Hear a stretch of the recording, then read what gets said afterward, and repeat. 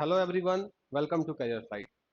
आज हम आपसे बात करने वाले हैं कि अगर आप 2024 में बैंकिंग एग्जाम को टारगेट कर रहे हैं तो आपको क्या-क्या बातें आज पता होनी चाहिए, है ना? स्ट्रैटेजी आपका क्या रहेगा? आप किस तरह से तैयारी शुरू करेंगे? इसमें क्या-क्या चीजें आपको पता होनी चाहिए, उन पर हम बात करने वाले हैं आज आपसे। और चलिए शुरू करते हैं। इसमें आपका ज्यादा मैं टाइम नहीं लेना चाहता। तो देखिए, किन किन पॉइंट्स पर हम बात करेंगे मैं आपको यहाँ पे लिख के दिखाता हूँ। सबसे पहले तो हमें बात करना है आपसे कि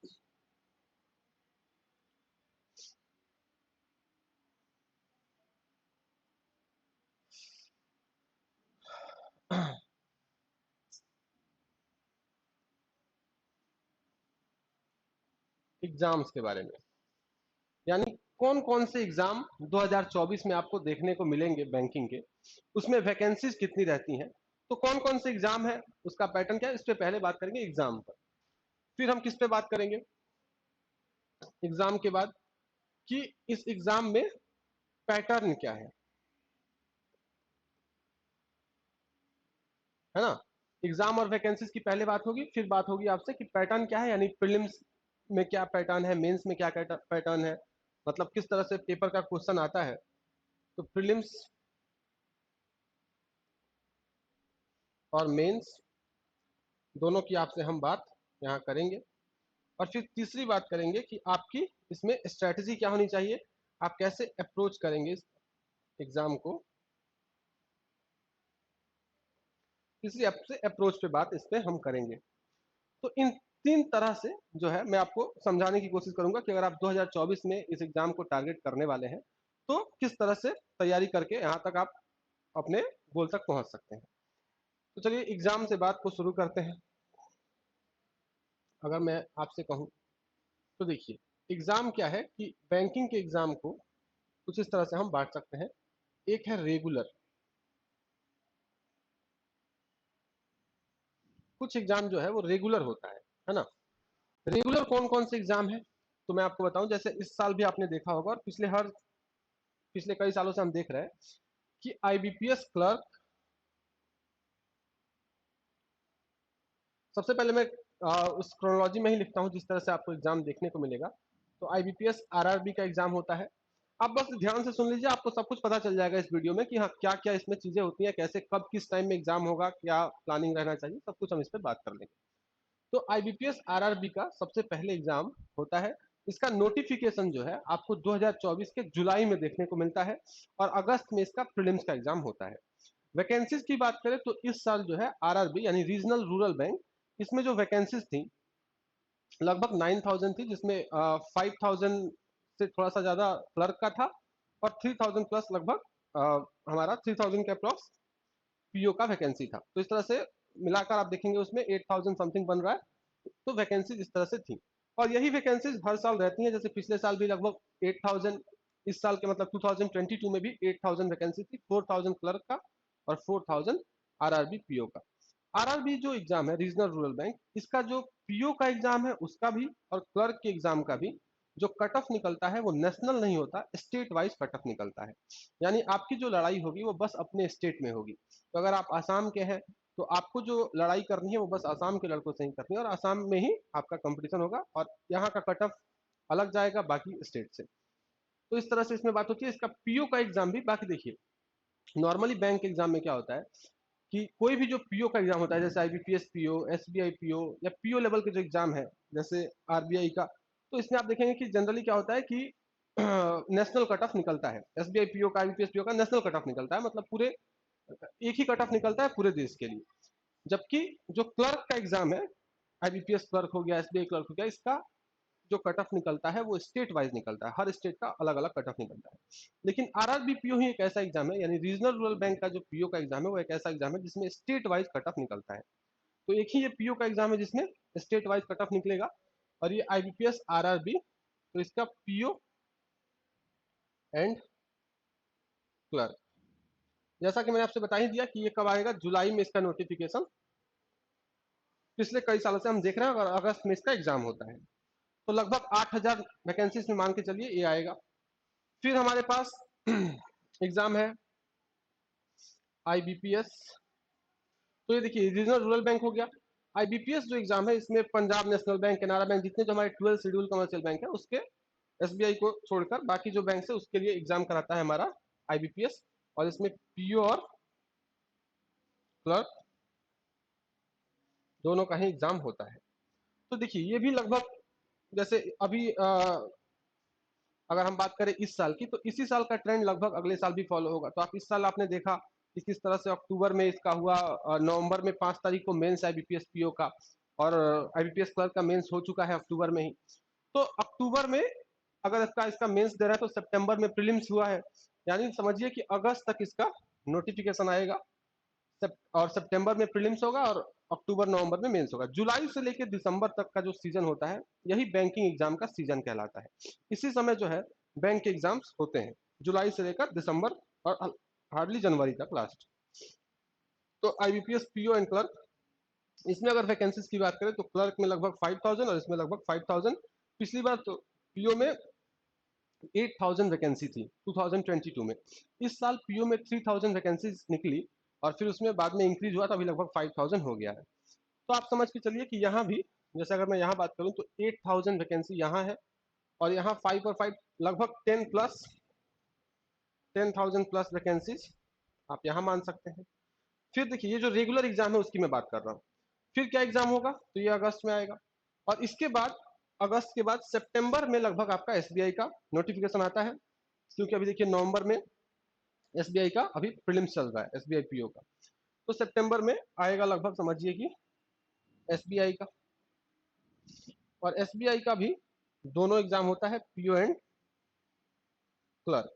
ठीक है, वैकेंसीज की बात करें तो एसबीआई पीओ में 2000 वैकेंसीज रहती हैं और एसबीआई क्लर्क में लगभग 6000 7000 वैकेंसीज रहेंगी। तो 8000 लगभग आप मान के चलिए यहाँ भी वैकेंसीज है। तो 8 8 16 और 10 26,000 30,000 लगभग वैकेंसी ये रेगुलर एग्जाम की आप देख सकते हैं। ये थोड़ा सा और बढ़ भी सकता है क्योंकि लास्ट में होते होते ज्वाइनिंग थोड़ा सा और इंक्रीज हो जाता है, तो 30,000 लगभग ये वैकेंसीज हैं। इसके साथ कुछ ऐसे एग्जाम है जो रेगुलर तो नहीं है पर वो बैंक के ही एग्जाम है और वो भी होते हैं, जैसे आरबीआई असिस्टेंट। तो अगर आप बैंक की तैयारी में आएंगे तो आप ये सब तैयारी कर सकते हैं। आप जब बैंक का जो सिलेबस है और जो बैंक के एग्जाम का पैटर्न है वही एग्जाम पैटर्न वही सिलेबस इन सारे एग्जाम्स में यूज हो रहा होता है। ठीक है, तो इसलिए आरबीआई असिस्टेंट, फिर आरबीआई ग्रेड बी, फिर आपका एफसीआई का एग्जाम हो जाता है बैंक के ही पैटर्न पे, थोड़ा सा इसमें जीके रहता है पर बाकी जो क्वेश्चन होते हैं मैथ्स रीजनिंग के वो बिल्कुल बैंक की तरह ही होते हैं। फिर आपका एलआईसी का एग्जाम होता है, एलआईसी का आप एडीओ देखेंगे, एलआईसी का असिस्टेंट देखेंगे, है ना। तो एलआईसी के कुछ एग्जाम्स होते हैं। एलआईसी में अच्छी वैकेंसी आती है, लगभग 5000 6000 वैकेंसी आ जाती है। एफसीआई में 4000 5000 वैकेंसी आती है ना। फिर आप देखेंगे कि इसके बाद एनआईएसीएल, एनआईएसीएल का एओ होता है, एनआईएसीएल का फिर असिस्टेंट भी होता है। तो इस तरह से कुछ ये जो है ये इरेगुलर वैकेंसीज है, लेकिन ये भी लगभग हर साल देखने को मिल जाती है। आरबीआई जैसे असिस्टेंट का इस बार एग्जाम होने वाला है, पिछले साल एफसीआई का एग्जाम हुआ ही था, एलआईसी की वैकेंसीज आने ही वाली है। तो आप मान के चलिए कि अभी और भी बहुत सारे ऐसे एग्जाम्स हैं जो छोटे छोटे होते रहते हैं, जैसे नेशनल हाउसिंग बैंक एक अपना लेता है एग्जाम, है ना, एनएचबी का एग्जाम होता है, फिर नाबार्ड का एग्जाम होता है वो भी बैंक का ही है ना। नाबार्ड हो गया, एनएचबी हो गया, एग्जिम बैंक का होता है एग्जाम। ठीक है, तो इस तरह से आप देखेंगे कि खैर लेकिन वो जो वैकेंसी आती है वो एक तो थोड़ा सा देखिए, नाबार्ड का जो वैकेंसी आएगा ये कई बार 200 300 पोस्ट पे भी आ जाता है, तो इसको हम ऐसे काउंट नहीं कर रहे, लेकिन हाँ ये भी कुछ वैकेंसीज है और इसमें एफसीआई एलआईसी अच्छे वैकेंसीज देती हैं, अच्छे नंबर में वैकेंसीज निकलती हैं।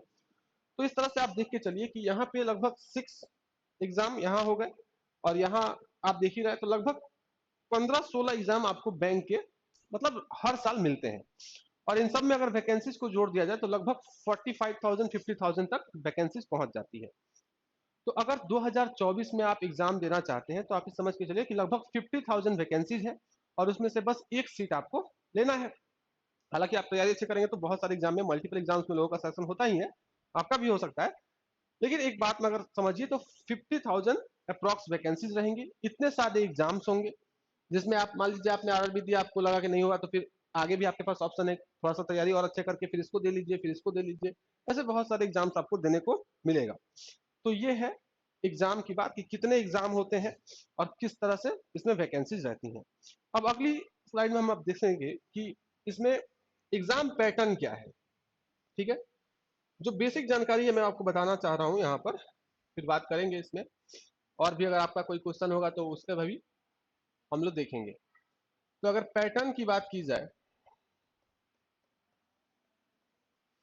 तो पैटर्न में दो तरह से तोड़ लेते हैं, एक क्लर्क और एक पीओ।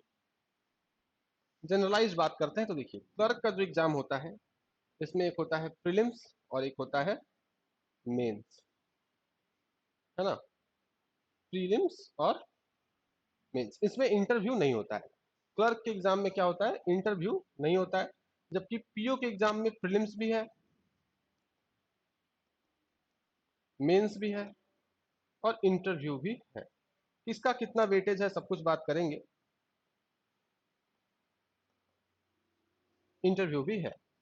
तो देखिए, प्रीलिम्स में किस तरह से पेपर आता है सब कुछ यहाँ पर हम लोग देख लेंगे।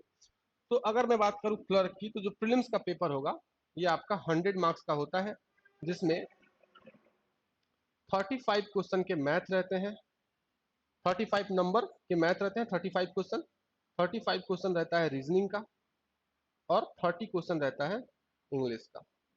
ठीक है, इसी तरह आप मेंस में जाएंगे तो टोटल 200 मार्क्स का ये होता है, 200 मार्क्स, और ये 200 मार्क्स 4 सेक्शन में डिवाइडेड रहता है, मैथ, रीजनिंग, इंग्लिश और करेंट अफेयर। इस तरह से current affair, math, reasoning, English और करेंट अफेयर 200 मार्क्स का मेंस होता है। जब आप, अच्छा यहाँ पर टाइम जो है 100 मार्क्स के लिए 60 मिनट होता है और यहाँ पर टाइम 3 आवर दिया जाता है। यहाँ भी बात करेंगे पीओ के एग्जाम में भी, तो देखिए सेम पैटर्न है प्रीलिम्स का। प्रीलिम्स में 100 मार्क्स और मैथ, रीजनिंग और इंग्लिश वही 35, 35 और 30। बस अंतर इतना ही होता है कि जो पीओ का एग्जाम होता है उसमें थोड़ा सा लेवल बढ़ा दिया जाता है, इसलिए कट ऑफ थोड़ा कम जाता है, और क्लर्क के एग्जाम का लेवल थोड़ा इजी रहता है तो कट ऑफ थोड़ा ज्यादा जाता है। मेंस में यहाँ पर क्या होता है कि यहाँ भी मेंस तो देखिए एक्चुअली मेंस 200 मार्क्स का ही होता है, जिसमें 4 सब्जेक्ट होता है, मैथ, रीजनिंग, इंग्लिश और करंट अफेयर, लेकिन 25 मार्क्स का साथ में डिस्क्रिप्टिव भी पेपर रहता है, जो कि आरआरबी में नहीं रहता पर आईबीपीएस पीओ और एसबीआई पीओ में रहता है। ठीक है, एग्जाम वाइज इसमें थोड़ा सा वेरी कर सकता है, लेकिन जो जनरलाइज बात है वो यही है, जो मेंस का एग्जाम है यहाँ पीओ में वो 225 मार्क्स का होता है ना, और इसमें क्या क्या चीजें होती हैं, तो math, reasoning, English, current affair और एक डिस्क्रिप्टिव, है ना, डिस्क्रिप्टिव पेपर। डिस्क्रिप्टिव यानी वहां पर आपको एसे और लेटर लिखना होता है, 25 मिनट 30 मिनट का टाइम होता है, 25 मार्क्स उसके होते हैं, तो इसलिए टोटल 225 यहाँ बन जाता है। और इंटरव्यू होता है 100 मार्क्स का। तो ये है पैटर्न पीओ का और क्लर्क का, इस तरह से एग्जाम यहाँ पर होता है। ठीक है, हमने वैकेंसीज की बात करी, हमने पेपर के पैटर्न की बात करी। अब हम बात आपसे करेंगे कि इसमें स्ट्रेटजी आप क्या बनाएंगे, क्या क्या चैप्टर्स होते हैं, किस तरह से स्ट्रेटजी बना के प्रीलिम्स के लिए आपका क्या स्ट्रेटजी होगा, मेंस के लिए क्या स्ट्रेटजी होगा, तो जाके आपका एग्जाम क्लियर होगा। और मैं आपसे ये बातें यही तभी कह रहा हूँ जब इस साल और पिछले साल भी हुए सभी बैंक एग्जाम में मैंने खुद प्रीलिम्स सारे क्लियर किए, कट ऑफ से 10 मार्क्स अबव रहा, मेंस क्लियर किए, और तभी आपसे ये बात किया जा रहा है, इंटरव्यू कई सारे फेस किए, तो हम आपसे ये बात शेयर कर रहे हैं। आइए आगे देखते हैं। तो जब हम आगे बात करेंगे आपसे, तो देखिए अगर मैं आ, बात करूं आपसे कि हमारी अप्रोच क्या होगा, हमारी स्ट्रेटजी क्या होगी, तो सबसे पहले स्ट्रेटजी में हम पकड़ते हैं प्रीलिम्स को। कि प्रीलिम्स के लिए हमारी क्या स्ट्रेटजी होगी, और प्रीलिम्स में आप देखें कि 35 मार्क्स का क्या है, मैथ, 35 मार्क्स का रीजनिंग है और 30 मार्क्स का इंग्लिश। तो सबके लिए मैं आपसे इंडिविजुअली बात कर लेता हूँ। देखिए जो 35 मार्क्स का मैथ है, इसमें आपको क्या करना है, कैटेगराइज करके चलना है। आप खुद भी इसको कैटेगराइज कर सकते हैं, आपको कुछ नहीं करना, आपको प्रीवियस 3-4 ईयर्स के पेपर डाउनलोड करने हैं, आप जो भी एग्जाम टारगेट करना चाहते हैं। अगर आप एसबीआई पीओ बनना चाहते हैं तो आप एसबीआई पीओ का पिछले 5 साल का पेपर डाउनलोड कीजिए, और आपको खुद ही समझ में आएगा कि इसमें किस तरह के क्वेश्चन पूछे गए हैं। फिर भी मैं आपके लिए बता दूं कि जैसे देखिए, अगर हम प्रीलिम्स की बात कर रहे हैं और पहले क्लर्क की बात कर रहे हैं, तो इसमें 35 में 15 मार्क्स होते हैं सिंप्लीफिकेशन के, है ना। और ये जो सिंप्लीफिकेशन होता है, ये कैसे सॉल्व होता है, तो इसके लिए आपको स्क्वायर याद करना होता है, क्यूब याद करना होता है ना। ये जो सिंप्लीफिकेशन है, इसको सॉल्व करने के लिए आपको क्या करना होता है, square, cube, percentage to fraction, ये सब वैल्यूज याद करने होते हैं, टेबल याद करना होता है, तो जाके आप इसको सॉल्व कर पाते हैं। 15 मार्क्स का जो सिंप्लीफिकेशन है उसको बहुत फास्ट, है ना। फिर अगर हम बात करें तो 15 मार्क्स का सिंप्लीफिकेशन हो गया। फिर जो यहाँ पर है, लगभग 10 मार्क्स का हर बार अरिथमेटिक पूछा जाता है। बाकी आप देखेंगे कि कभी 5 मार्क्स का एक डीआई पूछता है, कभी 10 मार्क्स का डीआई पूछता है। फिर 5 मार्क्स का मिसिंग नंबर सीरीज या फिर रॉन्ग नंबर सीरीज, ये सब चीजें यहाँ पे पूछी जाती हैं। या फिर इनइक्वालिटी, क्वाड्रेटिक इनइक्वालिटी, है ना, ये चीजें पूछी जाती हैं। तो इस तरह से मैथ का पेपर बनता है, ठीक है। इस पेपर में अगर आप ठीक से स्ट्रेटजी बना के काम कर रहे हैं, तो आप देखेंगे कि बहुत आसानी से इस 35 मार्क्स में 30 मार्क्स स्कोर किया जा सकता है, बहुत आसानी से, ठीक है।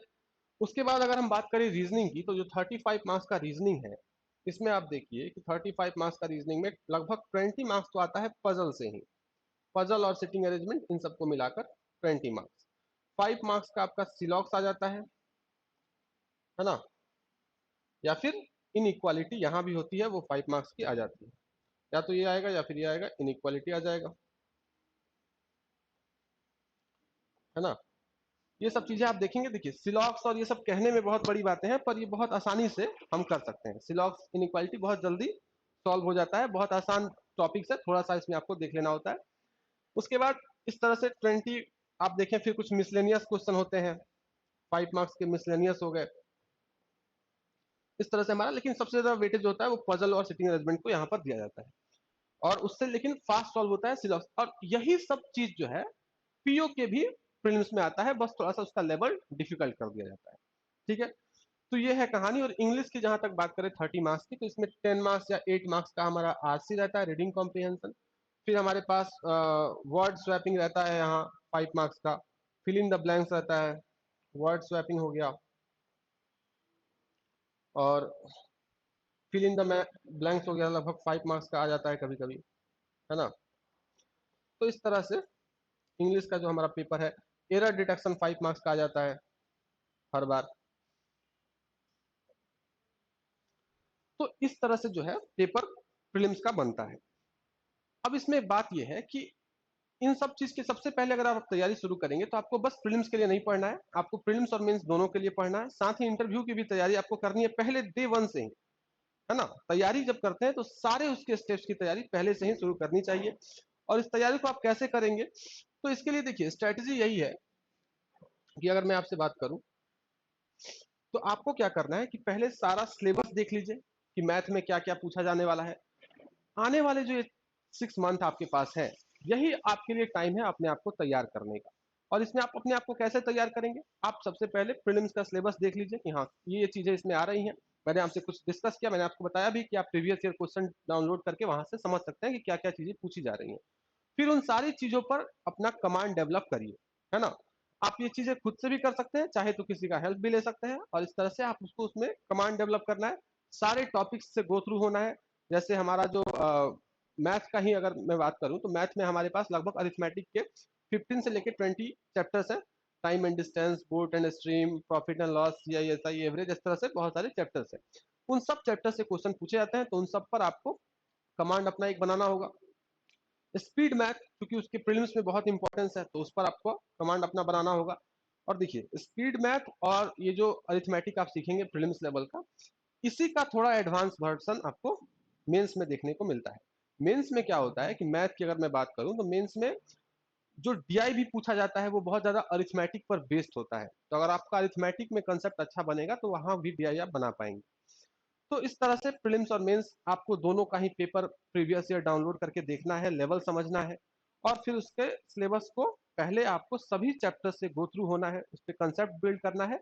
और सबसे पहले देखिए जो तैयारी है वो इसी तरह से चलती है कि सबसे पहले आप प्रीवियस ईयर क्वेश्चन से स्टार्ट करेंगे देखना, इसमें क्या क्या पढ़ना है, क्या क्या क्वेश्चन पूछे जाते हैं, कट ऑफ कितना जाता है, इसका थोड़ा आपको आइडिया ले लेना है प्रीवियस ईयर डाउनलोड करके। उसके बाद आपको क्या करना है कि उसके बाद सभी चैप्टर से सिलेबस कंप्लीट करना है। जब आप एक बार समझ जाएंगे कि ये चीजें पूछी जाती हैं, इस प्रोपोर्शन में पूछा जा रहा है, तो आप क्या करेंगे, सिलेबस उसके बाद उस हिसाब से जिसमें ज्यादा वेटेज है उसको थोड़ा ज्यादा ध्यान से पढ़ के सिलेबस को कंप्लीट करेंगे। और जब आपका सिलेबस कंप्लीट हो जाएगा, आपने प्रीवियस ईयर क्वेश्चन देख लिया, आप समझ गए चीजों को, तो आता है तीसरा स्टेप जो कि सबसे इंपॉर्टेंट है, वो है मॉक लगाने का। और मॉक टेस्ट लगाकर जो है आप इसमें अपना स्पीड बिल्ड करते हैं। जब आपका सिलेबस कंप्लीट करने ना बहुत इंपॉर्टेंट नहीं है, इंपॉर्टेंट है मॉक टेस्ट लगा के स्पीड बिल्ड करना। तो जब तक आपका स्पीड नहीं आएगा, आपसे इस एग्जाम में देखिए प्रीलिम्स का ही क्लियर नहीं हो पाएगा, क्योंकि प्रीलिम्स में बहुत स्पीड का गेम है। तो अब बात यह है कि जो ये सिलेबस भी कंप्लीट करना है, इसको आप 10th की तरह से कंप्लीट कर लेंगे तो फिर दिक्कत हो जाएगी। आपको जो अभी एडवांस्ड मेथड्स है हर चैप्टर में, एवरेज में, प्रॉफिट एंड लॉस में, जिससे फास्ट क्वेश्चन सॉल्व होते हैं, उन मेथड्स के थ्रू चीजों को करके रखना होता है। कई बार हमने देखा है जो लोग, जिसका 10th में मान लीजिए 100 में 100 मार्क्स आया, वो भी बैंक के एग्जाम में जब जाता है तो मैथ में बहुत कम स्कोर कर पाता है, क्योंकि यहाँ टाइम लिमिट है। और उस टाइम लिमिट में सॉल्व करने के लिए आपके पास अपडेटेड मेथड होना चाहिए। तो उसी अपडेटेड मेथड को सीखने के लिए जो है आपको जो भी मेहनत करना है, सिलेबस जो कंप्लीट करना है, वो इस तरह से करना है कि अपडेटेड मेथड के साथ आपका सिलेबस कंप्लीट हो। हर चैप्टर में एक क्वेश्चन को 2-3 तरीके से आप बना के देखें, जो सबसे फास्ट मेथड है वो आपके पास होना चाहिए। तो इस तरह से जब आप अपना सिलेबस कंप्लीट कर लेंगे, उसके बाद आप क्या करेंगे, मॉक लगाएंगे। और इस तरह से आपका इस अगर आप अभी से शुरू करते हैं तो मई जून जाते जाते आपका सिलेबस और मॉक लगाना सब कुछ हो गया होगा। जुलाई में जब पेपर आएगा, आरआरबी का नोटिफिकेशन आएगा, तो आप बिल्कुल अपने आप को तैयार महसूस करेंगे इस एग्जाम में उतरने के लिए। साथ ही आपको करंट अफेयर भी शुरू से ही पढ़ना होता है, क्योंकि मेंस के जब प्रीलिम्स का रिजल्ट आता है उसके बाद मेंस में बहुत टाइम नहीं रहता है, 10-15 दिन का टाइम रहता है, तो उसमें मेंस करंट अफेयर आप नहीं पढ़ सकते हैं। और करंट अफेयर जो है बहुत क्रूशियल रोल प्ले करता है इस एग्जाम में सिलेक्शन लेने के लिए, तो इसको भी आपको ध्यान में रखना होता है। तो ये सब जो बातें हैं मैंने आपसे कही। अब मैं आपसे एक बात और बता दूं कि अगर देखिए, अगर आप चाहें तो जो मैंने आपसे कहा कि आप इसका प्रीवियस ईयर डाउनलोड कीजिए, थोड़ा यूट्यूब से हेल्प लेके भी आप चीजों को समझ सकते हैं, अगर आपका बेस अच्छा है, सब कुछ ठीक है तो। लेकिन अगर आप देखते हैं कि नहीं, थोड़ा सा मुझे किसी हेल्प की जरूरत है, तो मैं आपसे ये कहूंगा कि आप चाहें तो खुद को हमारे यहाँ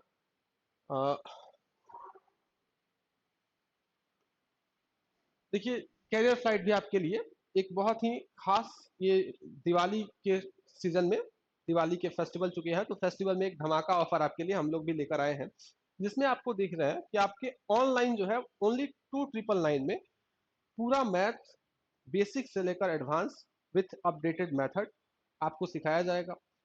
पूरा का पूरा रीजनिंग, इंग्लिश और करंट अफेयर सब कुछ आपको यहाँ ऑनलाइन प्रोवाइड कराया जाएगा। ओनली 2999 ऑनलाइन कोर्स का हमारा प्राइस है। और आपको हमारे करियर फ्लाइट ऐप पर मॉक टेस्ट देने की भी सुविधा मिलेगी। हम लोग बिल्कुल एग्जाम लेवल के क्वेश्चन से हमारा जो मॉक सीरीज है, मॉक टेस्ट का सीरीज है, उसको आप फ्री में भी करियर फ्लाइट ऐप डाउनलोड करके गूगल से जो है उसको ट्राई कर सकते हैं। तो उसमें आप देखेंगे बिल्कुल एग्जाम में जो आप क्वेश्चन देखते होंगे उसी लेवल का हम लोग मॉक वहां पर बना रहे हैं। तो कुछ टेस्ट फ्री है, वहां से देखकर ट्राई कर सकते हैं। तो इस तरह से देखिए, अगर आपको सिलेबस कंप्लीट करना है तो उसमें भी हम आपको हेल्प करा देंगे, आप घर बैठे ऑनलाइन इसको कर सकते हैं। अगर आपको मॉक लगाना है तो उसमें भी हमको बिल्कुल एग्जाम लेवल के मॉक प्रोवाइड करा रहे हैं। तो इस तरह से जो है, अगर आप चाहें तो खुद को हमारे यहाँ भी इनरोल कराकर इस तैयारी को आप अपने आगे लेकर जा सकते हैं। ठीक है, तो यही बात है। और मैं देखिए, क्योंकि अब बैंक का जो लगभग जो एग्जाम्स थी वो हो गई, तो जो लोग इस एग्जाम्स में प्रीलिम्स क्वालिफाई किए हैं, मेंस दे रहे हैं, उनसे भी मैं ये कहूंगा कि आप देखिए खुद, मतलब क्या होता है कि बहुत बार ऐसा लगता है कि प्रीलिम्स निकल गया तो मेंस तो हो ही जाएगा, पर इसका कई बार नुकसान भी हो जाता है। क्योंकि देखिए, जो आईबीपीएस पीओ का आप मेंस देंगे, या फिर आईबीपीएस क्लर्क का आपने मेंस अगर दे रखा है, तो उसका रिजल्ट आएगा 1 अप्रैल को। तो अगर आप बिल्कुल निश्चिंत होकर बैठ जाएंगे कि अब 1 अप्रैल को आएगा तब देखेंगे, तो क्या होगा कि फिर लेट हो जाएगा। 1 अप्रैल को रिजल्ट अगर आपका नहीं भी हुआ मेंस में, तो फिर अब टाइम कम बचता है तैयारी के लिए, तो आपको लगे रहना है। ठीक है, और जिन लोगों का नहीं हुआ वो तो बिल्कुल अभी से लग जाए कि 2024 में आपका काम बिल्कुल ना रुके। तो चलिए, इसी बात को अब मैं आपसे सबसे पहले तो मैं अब यही कहूंगा कि यहाँ से आप क्या कीजिए कि इसको आप थोड़ा देख लीजिए, यहाँ से आप कांटेक्ट भी कर सकते हैं, और अगर आपकी कोई क्वेरीज हो तो आप पूछ सकते हैं हमसे, हमसे कांटेक्ट कर सकते हैं। और आपके अब इस आने वाले साल में जो तैयारी आपकी होगी, इसमें बहुत मन से लग जाइए, और हम भी आपके लिए बिल्कुल लगे हुए हैं। तो चलिए फिर आगे आपसे मिलते हैं अगले वीडियो में। Thank you.